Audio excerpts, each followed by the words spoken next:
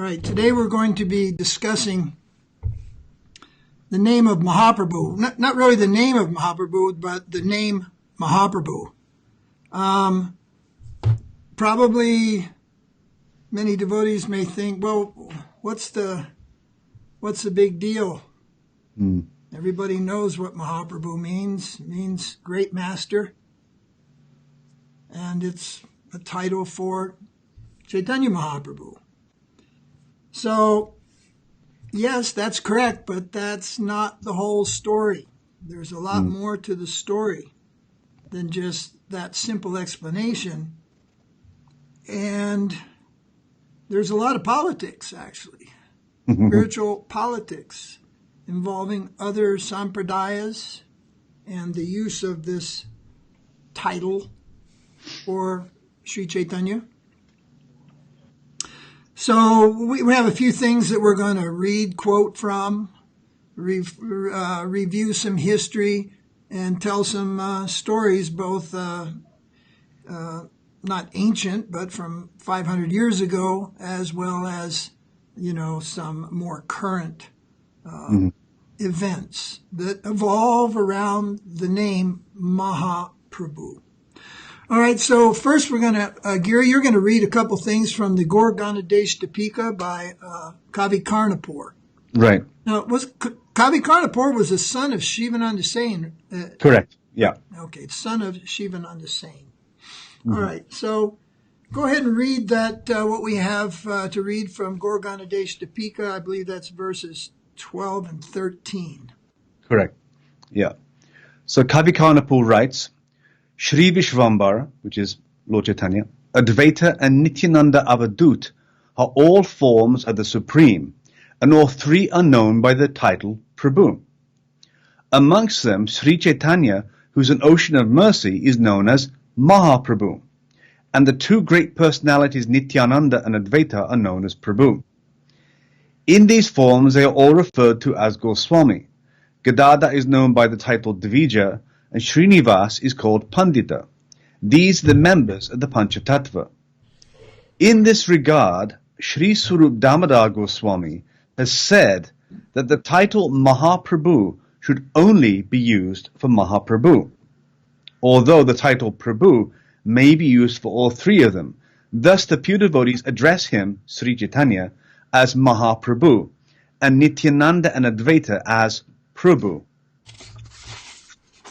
All right, so that seems pretty straightforward. However, it's a little more complicated than that. So when generally devotees, we understand Maha means great, and Prabhu means Lord, the great master, etc., like that. But just let me diverge for a second that the Supreme Personality of Godhead, Sri Nityananda, and Advaita Acharya, they're called Prabhu. But I've seen many times in my life where a young sannyasi, a new sannyasi, after taking sannyas, sometimes his old friends will say, Prabhu, and they'll call him Prabhu, and he gets a little upset and says, no, you should call me Maharaj now, because, that's, I'm a Maharaj now. So, but it's good enough to call Lord Nityananda or Advaita Acharya Prabhu, but we have to be careful not to call a sannyasi Prabhu, or he may become upset. And then, and the other flip side of that is, I have heard that some of the modern Vaishnavis, particularly I think exclusively the ones in the West, they become somewhat irritated if they're called Mata or Mataji. And they're insisting, call me Prabhu. Call me your Lord. So both of these things are kind of humorous and very much not Vaishnava. We should not desire to be called master. We should, if anything, request to be called dasa, right, your servant. All right, anyway, as they say, I digress. Back to the original topic. So Mahaprabhu. So Swarup Damodar is saying only Sri Krishna Chaitanya is Mahaprabhu. And in the Hare Krishna movement, that's pretty much standard. However, outside the Hare Krishna movement, there are others who refer to their spiritual masters or their acharya as Mahaprabhu. And the most prominent one are the Vallabhas, the Vallabha Sampradaya. They call Vallabha Acharya Mahaprabhu. So if you take that the name Mahaprabhu means great master, then they have every right, one could say, to call their acharya Mahaprabhu, because in their estimation, Vallabha Acharya was a great master. In fact, he's the acharya in the more modern times of the Rudra Sampradaya. Right. So what are the four sampradayas mentioned in Padma Purana, Giri, and what do they correspond with today? Well, the Sri Sampradaya, which is the followers of Ramanuja today, the Brahma Sampradaya, which are the followers of Madhvacharya, and also we are a branch of the Brahma Sampradaya, Madhva Brahma Gaudiya Sampradaya. Rudra, you mentioned, is Vallabha Acharya, and the Kumara or the Sanaka Sampradaya, which is the follows of Nimbarka Acharya. Okay, so those are the four ancient sampradayas. Brahma Sampradaya, Sri Sampradaya, Sri meaning Lakshmi, Rudra Sampradaya meaning Shiva, and the Kumar Sampradaya, the four Kumaras. So these are from antiquity, very, very ancient antiquity. Mm-hmm. So I want to just mention that along the way, we have the four Kumaras, their Sampradaya, and it is known as the Nimbarkas. Mm. Well, according to Bhakti Pragyan Keshav Maharaj, a godbrother of Srila Prabhupada, whom Srila Prabhupada received sannyas from, he says, he preached, he wrote, he published, there never was such a person as Nimbarkacharya. Mm-hmm. According to Keshav Maharaj and others also, they say that when the Kashmiri Pandit, who's known as the Keshav Kashmiri, the Kashmiri Pandit, the Digvijay, who was on tour around India, defeating so many great scholars, pundits, and what have you, when he came to Navadvip, then the scholars of Navadvip, they put the young boy, Nimai Pandit. Huh? Yeah, I was going to say Nimai, yeah. Nimai Pandit, they put him forward, and he defeated the great Kashmiri Pandit, the Digvijay. So they say what happened after that is that the Digvijay, he could not accept the full humiliation of his defeat. And so he went off and started the idea of a Nimbarka. Mm-hmm. And it just so happened that the Kumar Sampradaya was kind of vacant. There was no active brand. Yeah, he was extinct by that time. Yeah, extinct. So he revived it, mm-hmm. and then created the name of this personality. So somebody might say, well, how can you say that? Well, we say that, or they say that, because there's no mention of Nimbarkacharya anywhere by any of these previous acharyas, and he was supposed to have lived around the time of I believe, Ramanuja. But there is one mention of Nimbarkaditya. What's his name? Nimbaditya. Nimbaditya. Mm-hmm. Nimbaditya.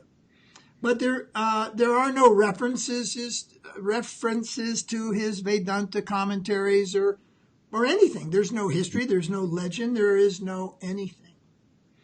And so Keshav Maharaj and other disciples of Bhaktisiddhanta, they stood firm on this fact that actually this Nimbarka is a created, mm-hmm. is a fictitious personality created by the Kashmiri Pandit. And then, of course, in that, the Kashmiri Pandit introduced some philosophies very similar to what we call today as the Gaudiya philosophy, the Gaudiya-Siddhanta. Mm-hmm. So some plagiarism going on there, some pious fraud going on there. All right, so then So what we're really discussing here is the Vallabhas. And there's a history to the Vallabha Sampradaya. It's not exactly like the Nimbarkas, but there's a bit of history there. And in that history, there's the stealing, the theft of a deity, and a court case, and a requested court case. Just to jump ahead in the story, Srila Prabhupada, our Guru Maharaj, requested his disciple Giriraj Maharaj, who was a sannyasi of long standing in ISKCON. Well, back in the day when Giriraj Maharaj was the temple president of the Bombay Temple, at Juhu.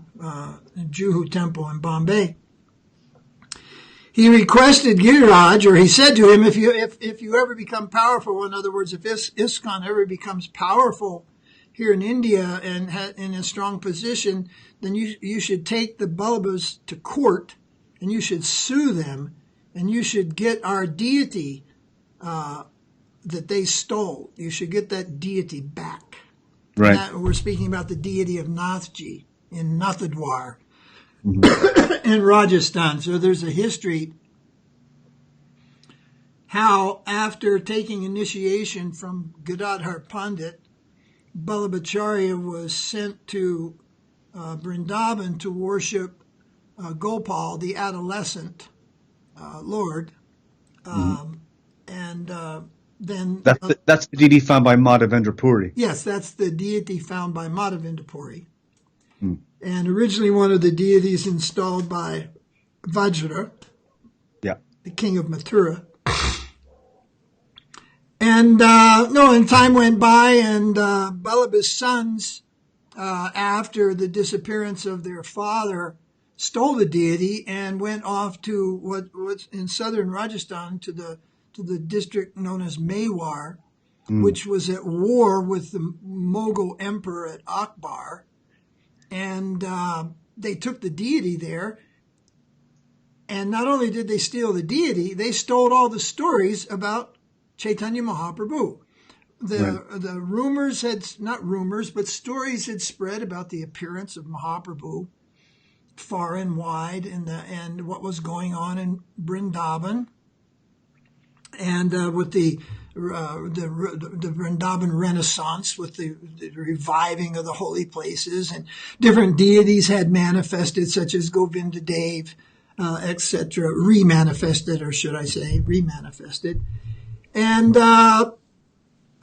when they arrived in Mewar, they said, yes, this deity of Gopal appeared to our father at Govardhan, and you may have heard some of the stories about him.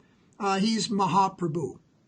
Yeah. And from then till now, he is known as Vallabha Acharya Mahaprabhu.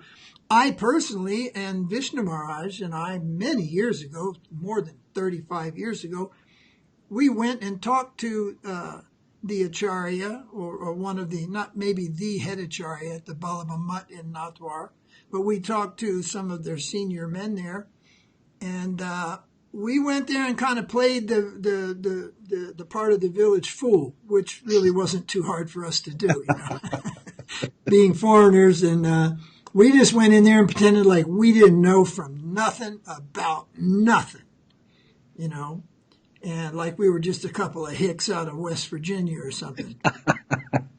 And then we played him. We said, we heard that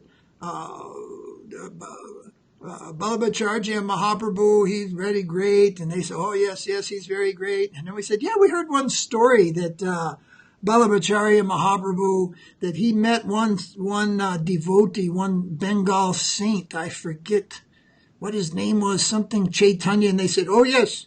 Now, Chaitanya, when Vallabha Acharya, when Mahaprabhuji, he met Chaitanya, then Chaitanya said, Vallabha Acharya, your Bhagavatam commentary is so much better than mine. And then Chaitanya threw his own Bhagavatam commentary into the Ganges River. And then we said, wow, that's amazing. anything else? And they said, oh yes, Vallabha Acharya Mahaprabhu in the forest of Jharikanda, he made the elephants and tigers dance and chant, and so we heard about 4 or 5 of these stories, and then we said, okay, we've heard about enough. We're out of here, But Right. I'd heard the story. I wanted to confirm it myself, so we went in there and we got it right from, as they say, the horse's mouth. Mm-hmm. So they stole the deity and they stole the legacy of Mahaprabhu, and they twisted all the stories. I'd just like to add there as well, they also claim that Mahadevendra Puri was a disciple of Vallabha Acharya. Oh, really? Yes. Oh, I didn't know that one. So you learn something new every day. The Vallabhas, right. All right, so there's a story in the Chaitanya Charitamrita. And we'll get into that story. But years ago, I wrote a very short essay. I can't even remember the name of it. But Mahaprabhu was Rasaraja Mahabhava. Yes, Mahaprabhu as Rasaraja Mahabhava. Yeah. And with the support from Chaitanya Charitamrita, I presented supportive evidence to the statement of Swarup Damodar. Now, you can say, well, Swarup Damodar is only talking about Advaita and Nityananda, and in this group, in this trio, only Mahaprabhu is Mahaprabhu. So we don't refer to Advaita Acharya as Mahaprabhu. We don't refer to Nityananda as Mahaprabhu. So probably he's just talking about these 3. Well, I thought, well, maybe not. Maybe this statement is for everybody, not just for Advaita and Nityananda, that they're not Mahaprabhu. For anybody in our sampradaya, for sure, and anybody anywhere. But in order to say anybody anywhere can't be called Mahaprabhu, based on what? If Mahaprabhu just means great master, well then so many great masters, their disciples may say, my master, he's a Mahaprabhu. Right.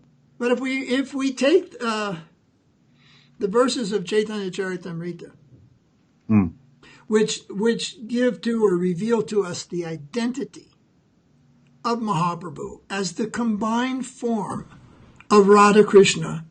How's that? Sri Krishna Chaitanya. Mahaprabhu, Sri Chaitanya, Radha Krishna Nahianya. Mahaprabhu, Sri Chaitanya, is a combined form, Doyeka Roop, in one form, the combined form of Radha and Krishna. If we take that verse, and the word Mahaprabhu appears there, Mahaprabhu, Sri Chaitanya, I believe it appears in the verse, then Mahaprabhu means Rasaraj Mahabhava. Right. The Maha represents the Mahabhava, which is Radharani, and Prabhu means Rasaraj, right, the Supreme Lord. So only that personality, who is the combined form of both Radha and Krishna, is to be called Mahaprabhu. But if we just say, well, Mahaprabhu means great master, then there will be many who will put a claim to that. So we put a little deeper, a little more profound meaning to Mahaprabhu, and Sri Krishna Chaitanya is the only one to be given the title of Mahaprabhu. In other words, we up the ante. But when you do that, don't be surprised in the future if they don't start claiming that Vallabha Acharya or somebody else is claiming, oh, Vallabha Acharya or so-and-so, he's a combined form of Chandravali and Krishna or something. This in India, this kind of thing goes on and on. You see. Yeah, there's a few Mahaprabhus have cropped up in the last couple of years. Yeah. They're not even worth mentioning. Yeah. Yeah. All right. So back to this story about Vallabha Acharya, and so let me summarize the beginning of the story. Vallabha Acharya, he wrote a commentary on Srimad Bhagavatam, the one that the Vallabhas say Mahaprabhu said was the best, and then they say Mahaprabhu threw his own commentary in the Ganges. Well, there are a couple of problems to this. One, Mahaprabhu never wrote a commentary on any of these books, what to speak of the lengthy Srimad Bhagavatam. Secondly, Vallabha Acharya met Mahaprabhu in Jagannath Puri, and the Ganges is really far away from there, so that didn't happen either. So in Chaitanya Charitamrita tells there is an account of Vallabha Acharya coming, telling Mahaprabhu, and asking Mahaprabhu, please hear my commentary on Srimad Bhagavatam.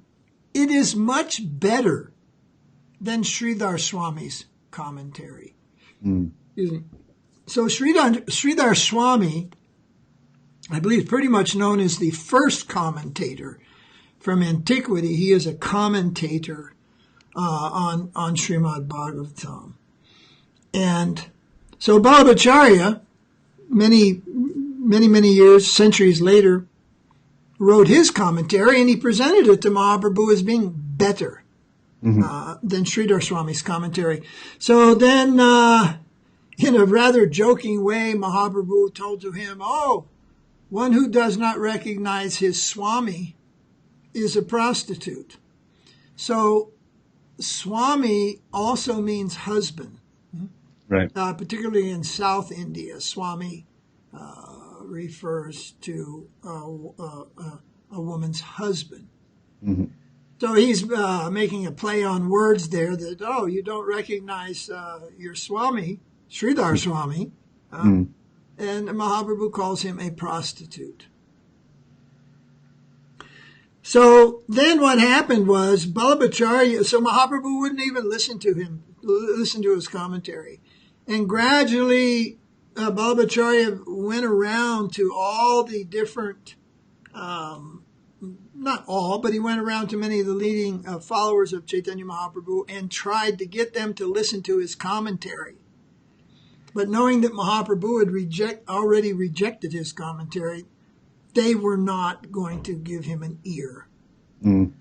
Gradually, he made his way to Gadadhara Pandita, and Gadadhara Pandita is pretty much known as the incarnation of submissiveness. So a very gentle personality. And Vallabha Acharya forced upon him, and actually just started reading out loud his commentary forcefully, causing Gadadhara to listen to that, you see. But then what transpired over time was that, and we're making this story short here, was that Vallabha Acharya's pride was defeated. His pride was defeated. And he began to hear submissively from the followers of Chaitanya Mahaprabhu about Chaitanya Mahaprabhu's conception. And part of this conception means the worship of Krishna as the adolescent youth. Right. So again, shortening the story, eventually Vallabha Acharya requested mantra, to hear mantra from Gadadhara Pandita. So I think now that's where we want to begin our story. Right. So, no, not there. So do you have the part of the story, Gary, there handy where he did give him mantra? No. No, it wasn't. Okay. So we're just summarizing that. So, so he was being pressed by Vallabha Acharya, and so he gave Vallabha Acharya mantra, or what we call today mantra-diksa. All right. Right. Then also, Gadadhar told him that to go to Vrindavan and worship the adolescent form of Krishna. And so Vallabha Acharya then traveled to Vrindavan, and at Govardhan, he eventually became the main influence at the temple of Gopal at Govardhan. Mm-hmm. So then shortly after that, Gadadhara Pandita went to Mahaprabhu, and that's where where you're going to read now, that narration. Right. We'll discuss what happened. Right. So this is the section from Chaitanya Bhagavat, Antya-lila, chapter 10. So Vrindavan Thakur writes, one day, Gadadhara came to that place where Mahaprabhu was residing and requested him to give him mantra-diksa again. Gadadhara said, since the time I gave my personal mantra to someone, I find that I cannot concentrate on it anymore. If you impart it to me once more, my mind will become peaceful again. The Lord said, you are already initiated. Be careful. You may commit an offense. What is the necessity for me to give you the mantra? You are my very life, and I am yours. But for me to give you this mantra would be improper. Gadadhara said, he, my guru, is not here now. Could you not do it on behalf of him?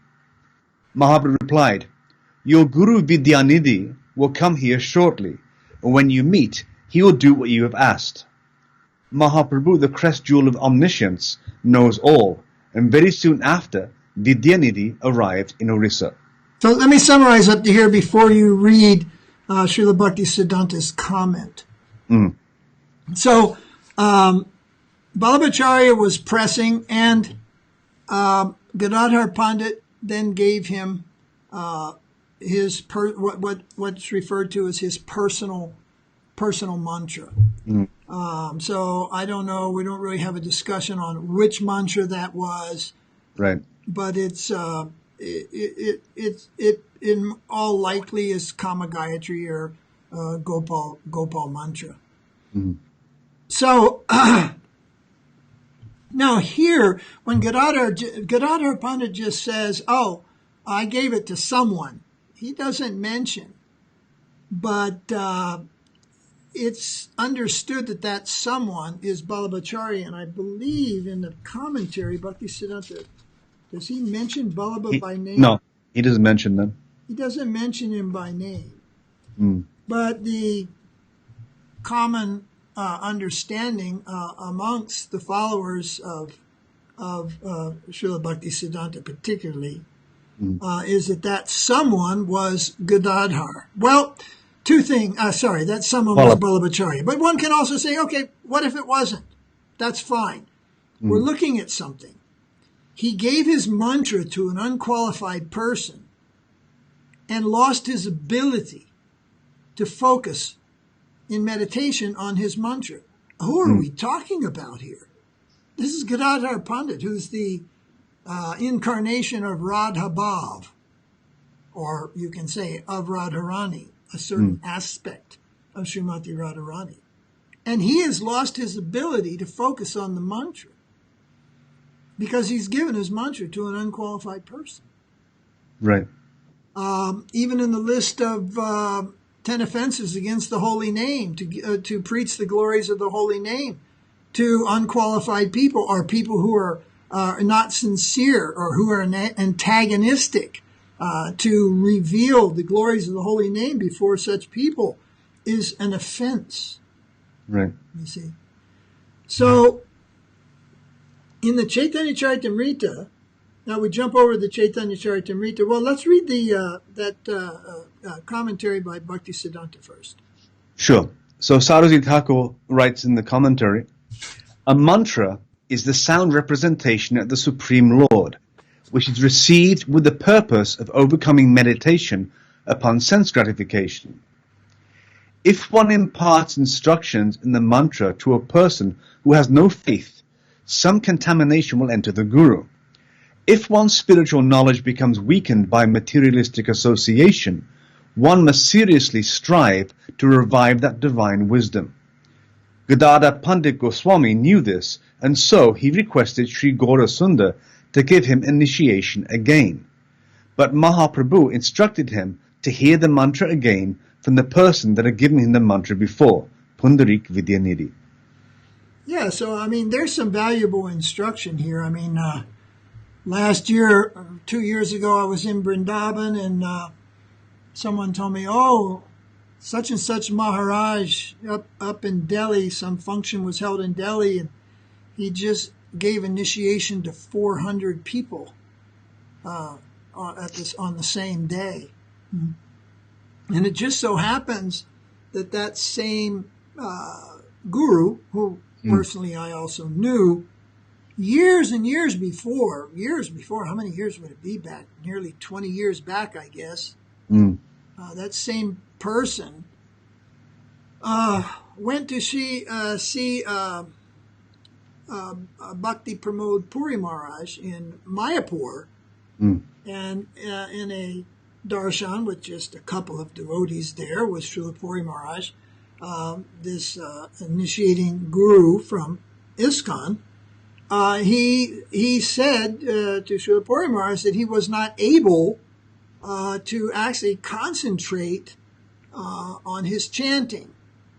And particularly he was referring to, his chanting in general, but specifically his Gayatri mantras. Chanting is 3 times a day Gayatri. And Srila Puri Maharaj told him, this is because you're initiating unqualified people. He told him, you should stop initiating. Yeah. That was like telling him to stop eating or something. Breathing. Stop breathing, so it never happened. And then many years later, we heard that he's giving initiation even up to 400 people in a single day. Well, fools rush in where angels fear to tread. Gadadhara Pandita is saying he gave mantra to one unqualified person. One. And he, Gadadhara Pandita, lost his ability to concentrate on his mantra. In other words, the potency had gone. And then, therefore, he approached Chaitanya Mahaprabhu to reestablish him in the mantra, to reinitiate him. Mahaprabhu said, be careful. This may be an offense. Reinitiation this became a fad. And in some cases, and then in other cases, people have said, Sridhara Maharaj reinitiated Prabhupada disciples, and nothing, absolutely nothing, could be farther from the truth than that accusation. So let it be stated here that Sridhara Maharaj did not reinitiate any of Prabhupada's disciples. He did, however, reestablish some over time who had fallen. Even I believe it's Jiva Goswami says, if you have received your diksha mantras, where we refer that to second initiation, or mantra-diksa, and if you've received that, but you give that up for a period of 100 days, then you have to be reconnected to the mantra. You can't just go into the brahmachari ashram, rummage around in a locker, and find a piece of paper with the Gayatri mantra on it, and just start chanting it again. At least not according to... And that's Gopal Bhatta Goswami says that. Gopal Bhatta, sorry. You always have to correct me on these details. So according to other acharyas and personalities, that there are instances where reinstatement in the mantra, reinstatement in your position. Sannyas also, there are so many sannyasis that have given up their sannyas over the years, and after some great absence, then they just return, make a danda, wrap it up, put on an uttariya, and start chanting their sannyas mantras also that they received as sannyas. Give it up for 20 years, 10 years, 15 years, whatever, and then just come back and but this is actually this is a defective process. The whole of all mantras must be received descending. And if one has disassociated oneself and performed abominable acts, particularly performed abominations and a long duration of time, then one has to receive his mantras again. That's called reinstatement. That's not really reinitiation, you see, but reinstatement. So Gadadhara Pandit is asking Mahaprabhu, please, can you reinstate me? Mm. You see. But Mahaprabhu is saying, well, no, your guru is coming, Pundarik Vijayanidhi. Pundarik Vijayanidhi is, in Krishna Lila, he is the father of Radharani. And he is the guru in Gaur Lila of Gadadhara Pandit. So see the connection. Gadadhara Pandit, incarnation of the simplicity of Sri Radha, Radha Bhav, and Gadadhar's guru, Pundarik Vijayanidhi, is actually Radharani's father in Krishna Lila. So, Vrishabhanu. Huh? Vrishabhanu, yeah. Yeah, King Vrishabhanu. So Mahaprabhu is saying, then you wait. And your guru is coming, and he will do everything. All right? So now, do you have that verse from the Madhya Lila? Yes. Chaitanya Charitamrita. Yeah. There's one verse that mentions this. This whole thing that's mentioned in Chaitanya Bhagavat isn't mentioned at all in Chaitanya Charitamrita. Yeah, the whole story building up to it Yeah. isn't even mentioned in Chaitanya Charitamrita. No. But in the Madhya Lila, all of a sudden we find this verse. It says, Pundarik Vijayanidhi came. Yeah.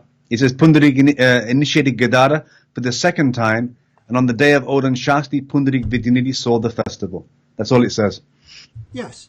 And no so, explanation as well. No commentary, nothing. No anything, no purport, no anything. So sometimes it's taken that, because I've heard it in classes, and the misunderstanding, as you pointed out earlier this morning, comes from the word for word. Right. So the verse actually says Pundarik Vijayanidhi came and he gave mantra to Gadadhara Pandit for the second time. Right. That means he's already given him mantra, but now he's given it to him for the second time. But the word for word leads one to believe that he received second initiation.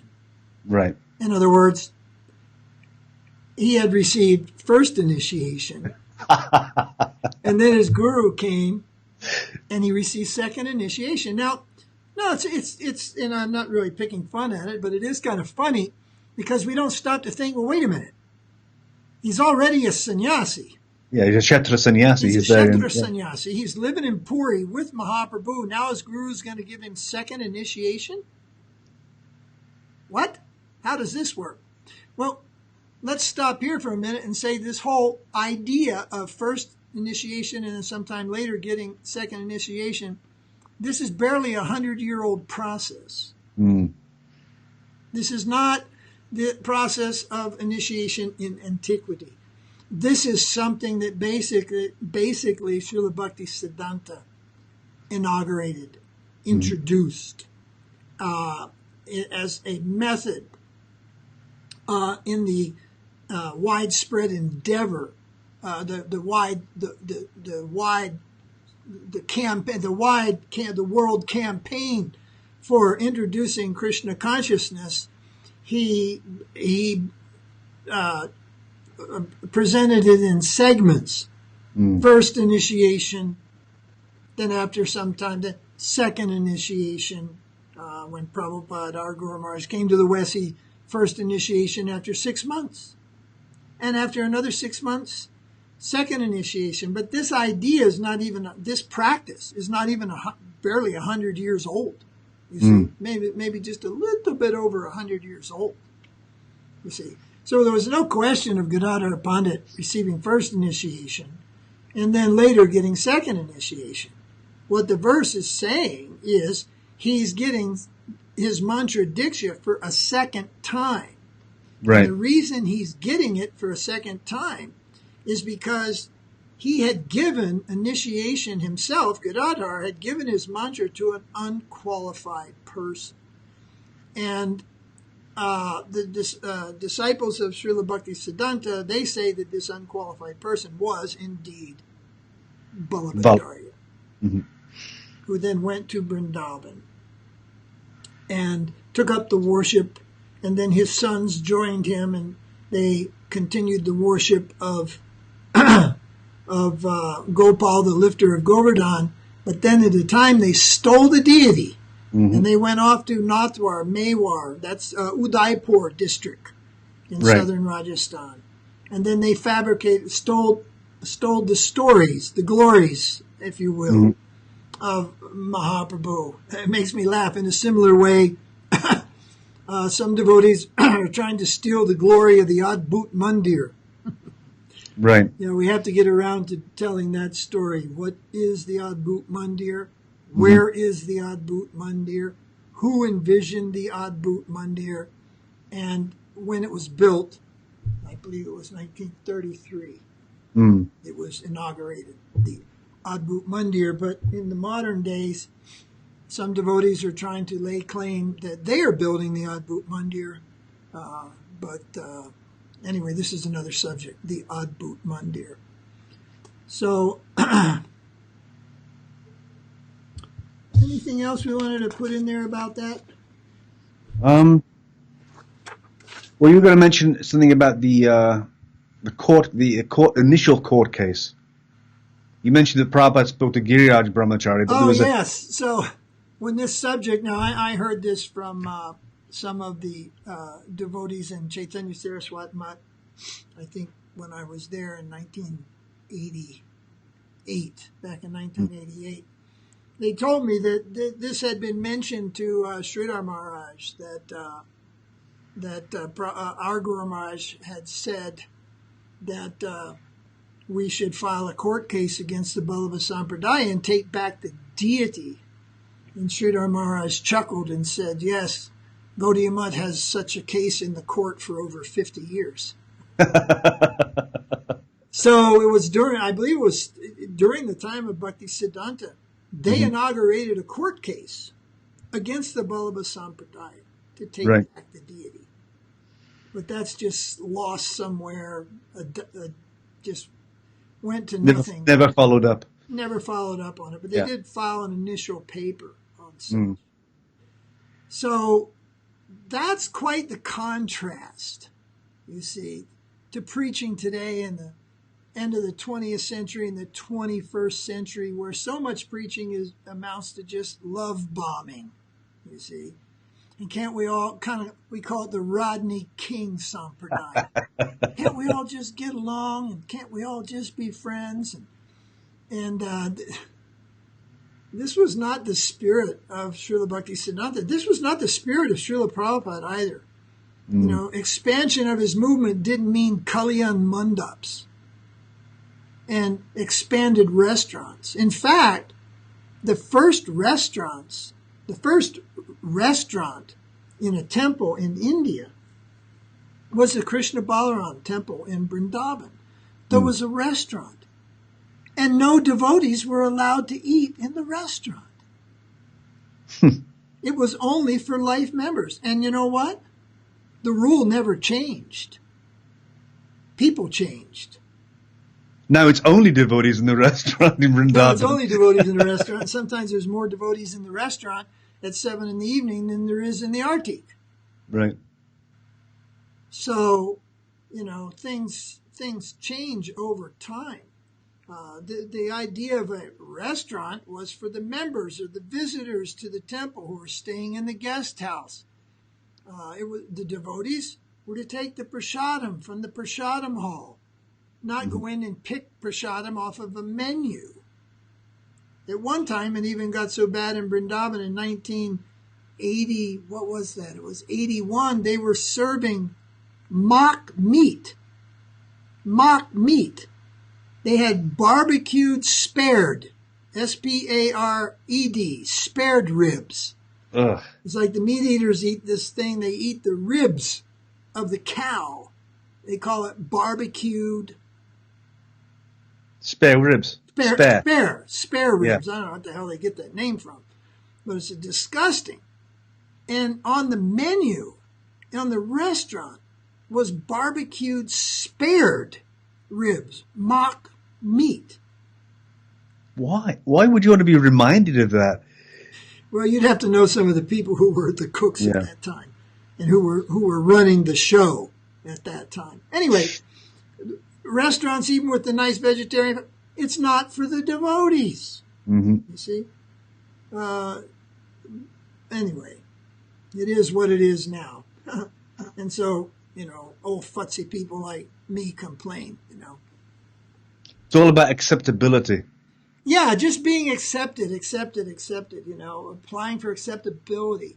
Where real preaching means fighting with ignorance, fighting with Maya, not just begging acceptability from everywhere and anywhere. It means at least stand up for what you believe. But to do that, you have to first find out what you believe. Or what is it you've joined? What is it that you believe in? If you want to use the word believe in. But unfortunately, these days it's pretty much just all about feeling good, feeling good, love bombing. Don't rock the boat. Anyone who rocks the boat is all just envious or making trouble or something to that effect. Yeah. All right. So there's several points here, and what we wanted to emphasize that. When Swarup Damodar says that only Sri Krishna Chaitanya is to be addressed as Mahaprabhu, this first applies, yes, within the Panchatattva, but if you take a stronger and deeper look at that, you can understand with the support from the Chaitanya Charitamrita that only that combined form of Radha and Krishna is Mahaprabhu. Rasaraja Mahabhava Dvayeka Rup. And therefore, Vallabha Acharya is not Mahaprabhu. Right. He is not Mahaprabhu. In the general meeting, yes. Also, I pointed this out, that the general meaning of Prabhupada, you see. Now, I found this was kind of funny, because the general meaning is, what is that? General meaning of Prabhupada, the word Prabhupada, is the master at whose feet many masters sit. Right? So when we call our Guru Maharaj A.C. Bhaktivedanta Swami Prabhupada, I'm surprised someone hasn't said, who are the masters sitting at his feet? Right. The devotees began to call Prabhupada in 1967. That's just 67. 26th Avenue and a couple other small temples were there, maybe not. I don't even remember exactly whether it had expanded anywhere at that time. So what is the meaning of Prabhupada? If it means master at whose feet many masters are sitting, well, who are the masters sitting at his feet? Exactly. In 1967, when the movement was 2 years old, So that's kind of like a little bit of a self-glorification then, isn't it? You see? And then somebody else is a master, and also a whole bunch of kids join him, and so he's a Prabhupada also. But if we trace the history back to Rupa Goswami, in Chaitanya Charitamrita, we find, I think I mentioned this in a previous Krishna Let's Talk, that Mahaprabhu, Chaitanya Mahaprabhu, is also addressed as Prabhupada. You see. Now, who's sitting at his feet? Rupa Damodar, Rupa Goswami, Rai Ramananda, I mean, yes. Oh my goodness. Nityananda, Gadadhara. Who's sitting at his feet? Well, many masters. What's his name? The king. Sarvabhauma Bhattacharya. Sarvabhauma Bhattacharya. Prakashananda Saraswati. Prakasananda, all these great personalities with many, many disciples and followers, and great high position in society. They're at the feet of Mahaprabhu. So he's Prabhupada. He's one great master with many masters at his feet. You see. Then Rupa Goswami becomes, as we say, the first Prabhupada in our line. And mostly we overlook the fact that Mahaprabhu is the original Prabhupada also. And we overlook that. And again, you say, one master with many, many masters sitting at his feet. Well, who were the masters sitting at Rupa's feet? Jiva Goswami, Raghunath Das. So many. 2, 3, half a dozen. And that didn't even happen till later. Mm-hmm. So, yes, it's all right. The general meaning of these words is fine. It's fine. But then competition will come along and lay claim to the same general meaning and oftentimes apply it somewhere where we feel, oh, wait a minute. This isn't, no, you guys are stretching it. No, the general meaning means, and therefore I'm calling my Guru Prabhupada, I'm calling our Acharya Mahaprabhu. But if we go for a little deeper meaning, so for Prabhupada, we see that Rupa Goswami is appointed as the head of our sampradaya. And we should remind ourselves and remind others in our sampradaya that our Guru Maharaj A.C. Bhaktivedanta Swami Prabhupada is not the head of a new sampradaya. He's not the head of all Gaudiya-sampradaya, you see. In the Gaudiya-sampradaya, Rupa Goswami is handpicked by Chaitanya Mahaprabhu. He is the head of our sampradaya. And he is picked as the head of our sampradaya, and he is called Prabhupada because he knew and he revealed the heart of Chaitanya Mahaprabhu. So Prabhupada, this title Prabhupada doesn't just mean a master where many masters who aren't even masters yet really sit at his feet. It is a title to be given to one who knows the heart of Chaitanya Mahaprabhu. And that was the qualification of Rupa Goswami. He understood the heart of Chaitanya Mahaprabhu. So the what would you call it? The inner meaning or the substantial meaning to things is what separates not just one acharya from another, let's say, or the use of one name preferred for one individual as opposed to used for another. Not just that. The substance of Gaudiya Vaishnavism separates us from all other sampradayas. It distinguishes us from all other sampradayas. And it puts us light years ahead of any of the so-called religions around the world. The Judeo-Christian religions and all these things do not hold a candle to Gaudiya Vaishnavism, to the followers of Sri Chaitanya, in the ideal, in the philosophical conception of who and what is the supreme being, etc. But in the general sense, well, then maybe it's like Christ and Krishna. These words sound similar, so they're Christ and Krishna, and it's all merged together in one kind of, what do they call those things when everybody gets together and tries to get along in religions? Interfaith. Interfaith. Interfaith dialogue. Well, another ridiculous conception. Anyway, so Sri Krishna Chaitanya, he is Mahaprabhu. He is the combined form of Radha Krishna. Vallabha Acharya is not a Mahaprabhu. And even according to Mahaprabhu, it would be, even in the general meaning, a great master. Well, that would be questionable also. Mahaprabhu called him, with a smile on his face, he called him a prostitute. Kaviraj Goswami, in when he's talking about Vallabha, going to the associates of Mahaprabhu and trying to speak his Bhagavatam, he said he was like a duck among swans. Right, a duck among swans. Right? Yeah. All right, so we just wanted to go over that little bit little bit of history. There's something of interest in there. I think particularly the thing that caught my attention long back was that it is possible, and not just by giving one's mantra to the wrong person, let's say, per se, but there are circumstances that can arise. There are activities or things that we can do. Oh, and it's mentioned by Bhaktisiddhanta, materialistic association. Materialistic association.